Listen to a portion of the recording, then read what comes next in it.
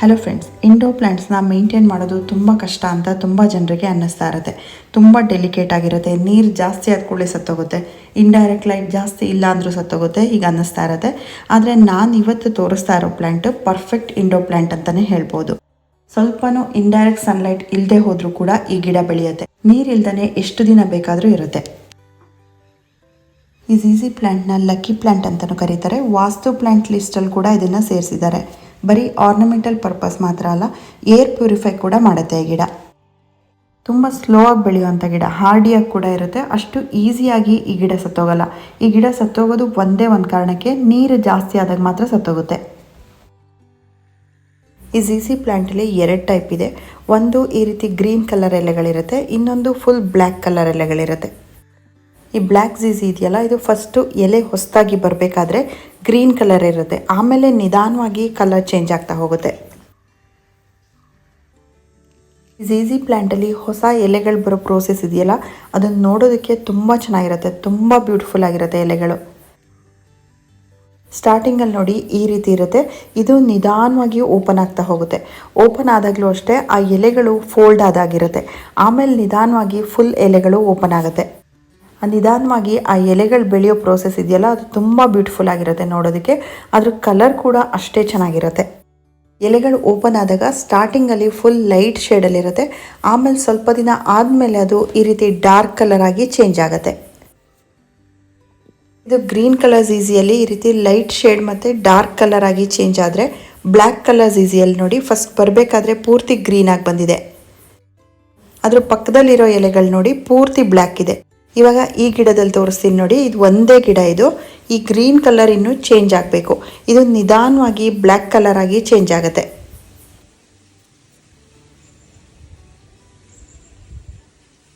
ಈ ಬ್ಲ್ಯಾಕ್ ಝೀಝಿಯಲ್ಲಿ ಎಲೆ colour change ಆಗೋದಿದೆಯಲ್ಲ, ಇದು ತುಂಬ ಸ್ಪೆಷಲ್ ಅನಿಸುತ್ತೆ ನನಗೆ. ಆ ಚೇಂಜ್ ಆಗೋದನ್ನು ನೋಡೋದಕ್ಕೆ ತುಂಬ ಬ್ಯೂಟಿಫುಲ್ ಆಗಿರುತ್ತೆ ಅನಿಸುತ್ತೆ ನನಗೆ. ಈ ಝೀಝಿ ಪ್ಲ್ಯಾಂಟ್ ಇಂಡೋರ್ ಪ್ಲ್ಯಾಂಟಲ್ಲಿ ತುಂಬ ಪಾಪ್ಯುಲರ್ ಪ್ಲ್ಯಾಂಟ್ ಆಗಿರೋದ್ರಿಂದ ಎಲ್ಲ ನರ್ಸರಿಗಳಲ್ಲೂ ಸಿಗುತ್ತೆ. ಮೊದಲೆಲ್ಲ ತುಂಬ ಚಿಕ್ಕ ಗಿಡನೇ 250 ರುಪೀಸ್ ಇತ್ತು. ಇವಾಗ ಎಲ್ಲ ನರ್ಸರಿಗಳಲ್ಲೂ ಸಿಗೋದ್ರಿಂದ 150ಇಂದನೇ ಶುರುವಾಗುತ್ತೆ. ಪಾಟ್ ಫುಲ್ ಕವರ್ ಆಗಿರೋವಂಥ ತುಂಬ ಸ್ಟೆಮ್ ಇರೋವಂಥ ಗಿಡಗಳಿಗೆ 500ರಿಂದ ಹಿಡಿದು 5000, 10,000ವರೆಗೂ ಇರುತ್ತೆ ರೇಟು. ಗ್ರೀನ್ ಕಾಮನ್ ಆಗಿ ಎಲ್ಲ ನರ್ಸರಿಗಳಲ್ಲೂ ಸಿಗುತ್ತೆ, ಬ್ಲ್ಯಾಕ್ ಎಲ್ಲ ನರ್ಸರಿಗಳಲ್ಲೂ ಸಿಗಲ್ಲ. ರೀಪಾಟಿಂಗ್ ಮಾಡಬೇಕಾದ್ರೆ ಇದ್ರ ರೂಟ್ಸ್ ಯಾವ ರೀತಿ ಇರುತ್ತೆ ಅಂತ ತೋರಿಸ್ತೀನಿ. ಬಲ್ಬ್ಸ್ ರೀತಿ ಇರುತ್ತೆ ಇದರ ರೂಟ್ಸ್, ಹಾಗಾಗಿ ಈ ಗಿಡಕ್ಕೆ ನೀರು ಜಾಸ್ತಿ ಬೇಕಾಗಲ್ಲ. ಈ ಬಲ್ಬ್ಸ್ ಒಳಗೆ ಮಾಯ್ಶ್ಚರ್ನ ಹಿಡಿದಿಟ್ಕೊಂಡಿರುತ್ತೆ. ಈ ಬಲ್ಬ್ಸ್ ಒಂದಕ್ಕೊಂದು ತುಂಬ ಗಟ್ಟಿಯಾಗಿ ಅಂಟ್ಕೊಂಡಿರುತ್ತೆ. ಅದನ್ನು ನಾವು ಸೆಪ್ರೇಟ್ ಮಾಡಿಬಿಟ್ಟು ಬೇರೆ ಬೇರೆ ಪಾಟಲ್ಲಿ ಕೂಡ ನೆಟ್ಕೋಬೋದು, ಅಥವಾ ನಮ್ಮ ಸ್ಟೆಮ್ಗಳು ಒಂದೇ ಪಾಟಲ್ಲಿ ಇರಲಿ ಅಂದರೆ ಇದಿಷ್ಟೂ ಒಂದೇ ಪಾಟಲ್ಲಿ ಕೂಡ ನೆಟ್ಕೋಬೋದು. ಈ ಪ್ಲ್ಯಾಂಟ್ನ ಡಿವೈಡ್ ಮಾಡಿದಾಗ ಪೂರ್ತಿ ಸೆಪ್ರೇಟ್ ಮಾಡಿಬಿಟ್ಟು ಕೂಡ ನೆಡಬಾರ್ದು. ಯಾಕೆ ಅಂದರೆ ಇದು ತುಂಬ ಸ್ಲೋ ಗ್ರೋತ್ ಆಗಿರೋದ್ರಿಂದ ತುಂಬ ನಿಧಾನವಾಗಿ ಬೆಳೆಯುತ್ತೆ. ನೀವಿಲ್ಲಿ ನೋಡ್ತಾ ಇರ್ಬೋದು, ಇದು ಹೊಸ ಗ್ರೋತು. ಇದು ಬೆಳೆಯೋದಕ್ಕೆ ತುಂಬ ಟೈಮ್ ತಗೊಳುತ್ತೆ. ಇದರಿಂದ ಎಲೆಗಳು ಹೊರಟು ಆ ಸ್ಟೆಮ್ ಉದ್ದ ಆಗೋದಕ್ಕೆ ತುಂಬ ದಿನ ಬೇಕಾಗುತ್ತೆ. ಈ ಝೀಝಿ ಪ್ಲ್ಯಾಂಟ್ನ ನೀವು ಯಾವಾಗ ರೀಪಾಟ್ ಮಾಡಿದರೂ ಆ ಪ್ಲ್ಯಾಂಟ್ನ ಡಿವೈಡ್ ಮಾಡಿದಾಗ ತಕ್ಷಣ ದೊಡ್ಡ ಪಾಟಿಗೆ ಹಾಕಬಾರ್ದು. ತುಂಬ ನಿಧಾನವಾಗಿ ಬೆಳೆಯೋದ್ರಿಂದ ಆ ಪಾಟ್ ಫುಲ್ ಕವರ್ ಆಗೋದಕ್ಕೆ ತುಂಬ ಟೈಮ್ ತಗೊಳುತ್ತೆ. ಫಸ್ಟು ಚಿಕ್ಕ ಪಾಟ್ಗಳಲ್ಲಿ ಹಾಕೋಬೇಕು, ಆಮೇಲೆ ಅದು ರೂಟ್ ಬಾಂಡ್ ಆಗೋದು ನಿಮಗೆ ಗೊತ್ತಾಗುತ್ತೆ. ಆ ಪಾಟಲ್ಲಿ ಜಾಗನೇ ಇರಲ್ಲ, ಅಷ್ಟು ಬೆಳೆಯುತ್ತೆ. ಆ ರೀತಿ ಬೆಳೆದ್ರೇ ಈ ಝೀಝಿ ಪ್ಲ್ಯಾಂಟಿಗೆ ಒಂದು ಲುಕ್ ಬರೋದು. ಸಾಮಾನ್ಯವಾಗಿ ನೀವು ಯಾವುದಾದ್ರೂ ಮನೆಗಳು ಹೋದಾಗ ನೀವು ನೋಡಿರ್ಬೋದು, ಝೀಝಿ ಪ್ಲ್ಯಾಂಟ್ ಪಾಟ್ ಫುಲ್ ಕವರ್ ಆಗಿರೋದನ್ನ ಹೆಚ್ಚಾಗಿ ನೋಡ್ತೀರಾ, ಅಥವಾ ಯಾವುದಾದ್ರೂ ಶಾಪಲ್ಲಿ ನೀವು ನೋಡಿರ್ಬೋದು, ಗಾರ್ಡನ್ ಸ್ಟೋರ್ಗಳಲ್ಲಿ ನೀವು ನೋಡಿರ್ಬೋದು, ಪಾಟ್ ಫುಲ್ ಕವರ್ ಆಗಿ ಬೆಳೆದಿರುತ್ತೆ. ಆ ರೀತಿ ಬೆಳೆದ್ರೇ ಈ ಝೀಝಿ ಪ್ಲ್ಯಾಂಟ್ ನೋಡೋಕ್ಕೆ ಚೆನ್ನಾಗಿ ಕಾಣಿಸೋದು. ನರ್ಸರಿಯಿಂದ ನಾವು ಈ ಗಿಡ ತಂದಾಗ ಫಸ್ಟು ಚಿಕ್ಕ ಬ್ಲ್ಯಾಕ್ ಪಾಟಲ್ಲಿ ಹಾಕಿರ್ತಾರೆ. ಅದೇ ಪಾಟಲ್ಲಿ ಸ್ವಲ್ಪ ದಿನ ಹಾಗೆ ಬಿಡಬೇಕು, ತಕ್ಷಣ ರಿಪಾಟಿಂಗ್ ಮಾಡಬಾರ್ದು. ನರ್ಸರಿ ಪಾಟಲ್ಲೇ ಚೆನ್ನಾಗಿ ಬೆಳೆದ ಮೇಲೆ ಆಮೇಲೆ ಆ ಗಿಡನ ಬೇರೆ ಪಾಟಿಗೆ ಶಿಫ್ಟ್ ಮಾಡಿ. ನಾನು ಈ ಗಿಡಗಳನ್ನೆಲ್ಲ ಲಾಸ್ಟ್ ಮಂತ್ ರೀಪಾಟಿಂಗ್ ಮಾಡಿರೋದು. ಸಿರಾಮಿಕ್ ಪಾಟ್ಗಳಲ್ಲಿ ಹಾಕ್ಕೊಂಡಿದ್ದೀನಿ. ಒಂದೇ ರೀತಿ ಇರೋವಂಥ, ಒಂದೇ ಕಲರ್ ಇರೋವಂಥ ಸಿರಾಮಿಕ್ ಪಾಟ್ಗಳಲ್ಲಿ ಹಾಕ್ಕೊಂಡಿದ್ದೀನಿ. ಈ ಪಾಟ್ ಫುಲ್ ಕವರ್ ಆಗಿ ರೂಟ್ ಬೌಂಡ್ ಆಗೋವ್ರಿಗೆ ನಾನು ರೀಪಾಟಿಂಗ್ ಮಾಡಲ್ಲ. ಇದಕ್ಕೆ 1 ವರ್ಷನೂ ಹಿಡಿಬೋದು, ಅಥವಾ 1.5 ವರ್ಷನೂ ಆಗ್ಬೋದು. ಅಲ್ಲಿ ತನಕ ನಾನು ಇದೇ ಪಾಟಲ್ಲಿ ಈ ಝೀಝಿ ಪ್ಲ್ಯಾಂಟ್ನ ಬೆಳೆಸ್ತೀನಿ. ಇದು ಇಂಡೋರ್ ಪ್ಲ್ಯಾಂಟ್ ಆದ್ರೂ ನಾನು ಯಾವಾಗಲೂ ಇಂಡೋರಲ್ಲಿ ಇಡಲ್ಲ. ಇಂಡೋರಲ್ಲಿ ಇಟ್ಟರೆ ಮೇಂಟೈನ್ ಮಾಡೋದು ಎಷ್ಟು ಕಷ್ಟ ಅನ್ನೋದು ನಿಮ್ಗೆ ಗೊತ್ತು. ತುಂಬ ಬ್ರೈಟ್ ಲೈಟ್ ಇರಬೇಕು ಅಥವಾ ನೀರು ಜಾಸ್ತಿಯಾಗಿ ಅದು ಕೊಳ್ತೋಗುತ್ತೆ. ಹಾಗಾಗಿ ನಾನು ಮನೆ ಮುಂದೆ ಫೋರ್ಟಿಕೋನಲ್ಲಿ ತುಂಬ ಬ್ರೈಟ್ ಲೈಟ್ ಇದೆ, ಆದರೆ ಸ್ವಲ್ಪ ಕೂಡ ಸನ್ಲೈಟ್ ಇಲ್ಲಿ ಡೈರೆಕ್ಟಾಗಿ ಬೀಳಲ್ಲ. ಹಾಗಾಗಿ ನಾನು ಹೆಚ್ಚಾಗಿ ಇಂಡೋರ್ ಪ್ಲ್ಯಾಂಟ್ಸ್ನ, ಶೇಡಲ್ಲಿ ಬೆಳೆಯುವಂಥ ಪ್ಲ್ಯಾಂಟ್ಸ್ನೆಲ್ಲ ನಾನು ಇಲ್ಲೇ ಇಟ್ಕೊಳ್ತೀನಿ. ಯಾವಾಗಲಾದರೂ ಒಂದೊಂದು ಸಲ ಮಾತ್ರ ಈ ಗಿಡಗಳನ್ನ ನಾನು ಇಂಡೋರಲ್ಲಿ ತಂದಿಟ್ಕೊಳ್ತೀನಿ. ಸಿರಾಮಿಕ್ ಪಾಟಲ್ಲಿ ಹಾಕಿರೋದ್ರಿಂದ ಡೈರೆಕ್ಟಾಗಿ ಇದನ್ನು ಕಾರ್ನರ್ ಟೇಬಲ್ ಮೇಲೆ ಅಥವಾ ಟೀಪಾಯ್ ಮೇಲೆ ಇಟ್ಕೋಬಹುದು. ಡೈರೆಕ್ಟ್ ಸನ್ಲೈಟಲ್ಲಿ ಈ ಝೀಝಿ ಪ್ಲ್ಯಾಂಟ್ನ ಇಡಲೇಬಾರ್ದು.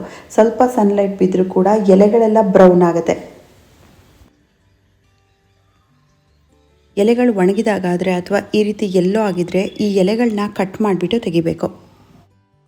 ಒಂದೊಂದು ಸಲ ಸ್ಟೆಮ್ ಪೂರ್ತಿ ಒಣಗಿದಾಗುತ್ತೆ, ಆವಾಗ ಅದನ್ನು ಅಲ್ಲಿಗೆ ಕಟ್ ಮಾಡಿ ತೆಗಿಬೇಕು. ನೀವು ಇಲ್ಲಿ ನೋಡ್ಬೋದು, ಈ ರೀತಿ ಅರ್ಧಕ್ಕೆ ಅದನ್ನು ಕಟ್ ಮಾಡಿಬಿಟ್ಟು ತೆಗಿಬಹುದು.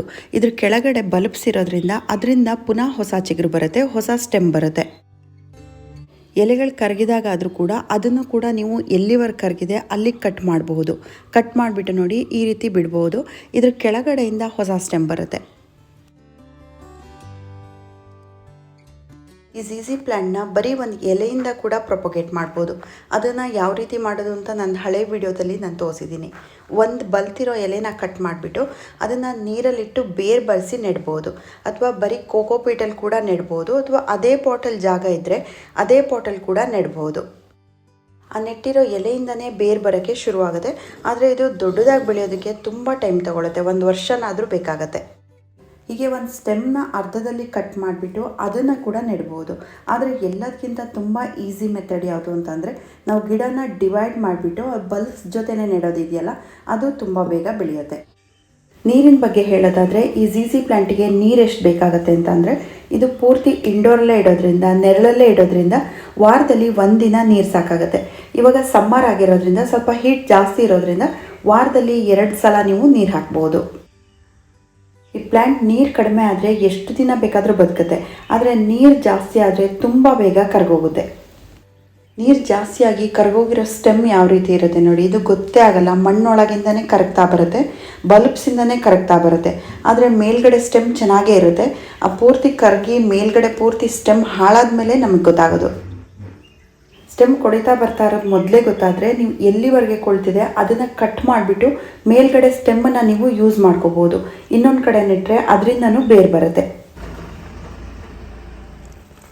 ಇವಾಗ ಸಮ್ಮರ್ ಆಗಿರೋದ್ರಿಂದ ಎಲ್ಲ ಇಂಡೋರ್ ಪ್ಲ್ಯಾಂಟ್ಸ್ ಮತ್ತು ಶೇಡಲ್ಲಿ ಬೆಳೆಯುವಂಥ ಎಲ್ಲ ಪ್ಲ್ಯಾಂಟ್ಸ್ಗೂ ನೀರನ್ನ ಈ ರೀತಿ ಶವರಿಂಗ್ ರೀತಿ ಹಾಕಬೇಕು. ಟೆಂಪ್ರೇಚರ್ ತುಂಬ ಜಾಸ್ತಿ ಇರೋದ್ರಿಂದ ಬರೀ ಬುಡಕ್ಕೆ ಮಾತ್ರ ನೀರು ಹಾಕಿದರೆ ಸಾಕಾಗಲ್ಲ.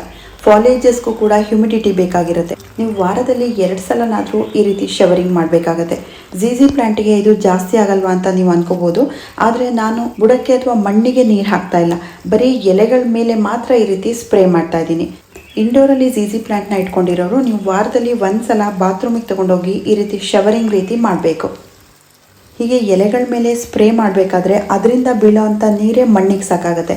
ನಾನು ಮಣ್ಣಿಗೆ ಪುನಃ ನೀರು ಹಾಕೋಕೆ ಹೋಗೋದೇ ಇಲ್ಲ.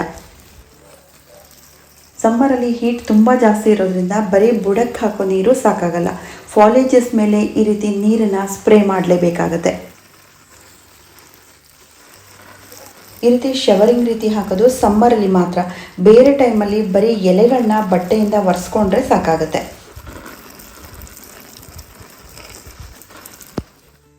ಝೀಝಿ ಪ್ಲ್ಯಾಂಟಿಗೆ ತಗೊಳ್ಳೋ ಪಾಟ್ ಮಿಕ್ಸ್ ಬಗ್ಗೆ ಹೇಳೋದಾದರೆ, ಮಣ್ಣು, ಕಾಂಪೋಸ್ಟ್ ಮತ್ತು ಮರಳನ್ನು ತಗೋಬೇಕು. ಮರಳು ಸಿಗದೆ ಹೋದರೆ ಕೋಕೋಪಿಟ್ನ ಸ್ವಲ್ಪ ತೊಗೋಬೇಕಷ್ಟೆ. ಕೋಕೋಪಿಟ್ ಜಾಸ್ತಿ ತೊಗೋಬಾರ್ದು. ನೀರು ಜಾಸ್ತಿ ಆದ ತಕ್ಷಣ ಈ ಗಿಡ ಸತ್ತೋಗುತ್ತೆ. ಬಲ್ಬ್ಸಲ್ಲೇ ಮಾಯ್ಶ್ಚರ್ನ ಹಿಡಿದಿಟ್ಕೊಳ್ಳೋದ್ರಿಂದ ಕೋಕೋಪಿಟ್ ಜಾಸ್ತಿ ಆದರೂ ಈ ಗಿಡ ತುಂಬ ಬೇಗ ಕರಗುತ್ತೆ. ಮರಳು ಸಿಗಲಿಲ್ಲ ಅಂದರೆ ನೀವು ಪರ್ಲೈಟ್ನ ಬೇಕಾದರೆ ಸೇರಿಸ್ಕೋಬೋದು. ಈ ಝೀಝಿ ಪ್ಲ್ಯಾಂಟ್ ಇಂಡೋರ್ ಪ್ಲ್ಯಾಂಟ್ ಆದ್ರೂ ಯಾವ ರೀತಿ ಕ್ಲೈಮೇಟಲ್ಲಿ ಇದು ಚೆನ್ನಾಗಿ ಬೆಳೆಯುತ್ತೆ ಅಂತ ಅಂದರೆ, ಥ್ರೂಔಟ್ ದ ಇಯರ್ ಒಂದೇ ರೀತಿ ಕ್ಲೈಮೇಟ್ ಇರುತ್ತಲ್ಲ, ಹಾಟ್ ಕ್ಲೈಮೇಟ್ ಇರುತ್ತೆ. ಆ ರೀತಿ ಏರಿಯಾಗಳಲ್ಲಿ ಇದು 365 ಡೇಸ್ ಕೂಡ ಗ್ರೋತ್ ಇರುತ್ತೆ. ಯಾವ ಏರಿಯಾಗಳಲ್ಲಿ ವಿಂಟರ್ ಸೀಸನಲ್ಲಿ ತುಂಬ ಕೋಲ್ಡ್ ಇರುತ್ತೆ ಆವಾಗ ಈ ಗಿಡ ಸ್ಟ್ರೆಸ್ಗೆ ಹೋಗುತ್ತೆ, ಸ್ವಲ್ಪ ಡಲ್ ಆಗಿರುತ್ತೆ, ಗ್ರೋತ್ ತುಂಬ ಕಡಿಮೆ ಆಗಿರುತ್ತೆ. ಆದರೆ ಏನು ಪ್ರಾಬ್ಲಮ್ ಆಗಲ್ಲ, ಗಿಡಕ್ಕೇನು ಆಗಲ್ಲ. ಸ್ವಲ್ಪ ದಿನ ಆದಮೇಲೆ ಅದು ರಿಕವರ್ ಆಗುತ್ತೆ. ಗಿಡ ಎಷ್ಟೇ ಡಲ್ ಆದರೂ ಪುನಃ ಅದು ಸರಿ ಹೋಗುತ್ತೆ, ಆದರೆ ಅಷ್ಟು ಈಸಿಯಾಗಿ ಈ ಗಿಡ ಸತ್ತೋಗಲ್ಲ. ನೀರು ಹೆಚ್ಚಾದಾಗ ಈ ಗಿಡ ಸತ್ತೋಗುತ್ತೆ ಬಿಟ್ಟರೆ ಬೇರೆ ಯಾವ ಕಾರಣದಿಂದನೂ ಈ ಗಿಡ ಸತ್ತೋಗಲ್ಲ. ರಿಪೋರ್ಟಿಂಗ್ ಮಾಡಬೇಕಾದ್ರೆ ನೀವು ಇವಾಗ ಯಾವ ಸೈಜಿನ ಪಾಟಲ್ಲಿ ಹಾಕಿದ್ದೀರಾ ಅದಕ್ಕಿಂತ ಸ್ವಲ್ಪ ದೊಡ್ಡ ಸೈಜಿನ ಪಾಟಿಗೆ ರಿಪೋರ್ಟಿಂಗ್ ಮಾಡಬೇಕಾಗತ್ತೆ. ಸೊ ಫ್ರೆಂಡ್ಸ್, ಇದಿಷ್ಟು ಝೀಝಿ ಪ್ಲ್ಯಾಂಟ್ ಬಗ್ಗೆ ಫುಲ್ ಡೀಟೇಲ್ ಆಗಿ ಹೇಳಿದ್ದೀನಿ. ಯಾರಿಗೆ ಟೈಮೇ ಇರಲ್ಲ ಆದರೂ ಮನೆಯಲ್ಲಿ ಪ್ಲ್ಯಾಂಟ್ಸ್ ಇರಬೇಕು ಅಂತ ಇರ್ತಾರೆ ಅಂಥವ್ರಿಗೆ ಇದು ಬೆಸ್ಟ್ ಪ್ಲ್ಯಾಂಟ್ ಅಂತಲೇ ಹೇಳ್ಬೋದು. ನೀರು ಹಾಕೋದ್ರಿಂದ ಹಿಡಿದು ಕೇರಿಂದ ಹಿಡಿದು ತುಂಬ ಕಡಿಮೆ ಮೇಂಟೆನೆನ್ಸ್ ಕೇಳೋ ಅಂಥ ಗಿಡದ ರೇಟ್ ಒಂದು ಜಾಸ್ತಿ ಇರುತ್ತೆ ಬಿಟ್ಟರೆ ಬೇರೆ ಯಾವುದೇ ರೀತಿ ಮೇಂಟೆನೆನ್ಸ್ ಇಲ್ಲ ಈ ಗಿಡಕ್ಕೆ. ಹಾಗೆ ಯಾವ ಮನೆಗೆ ಸನ್ಲೈಟೇ ಬರಲ್ಲ, ಬಿಸಿಲು ತುಂಬ ಕಡಿಮೆ ಇರುತ್ತೆ, ನೆರಳು ಜಾಸ್ತಿ ಇರುತ್ತೆ ಅಂಥವ್ರಿಗೆ ಕೂಡ ಈ ಗಿಡ ಬೆಸ್ಟ್ ಪ್ಲ್ಯಾಂಟ್ ಅಂತಲೇ ಹೇಳ್ಬೋದು.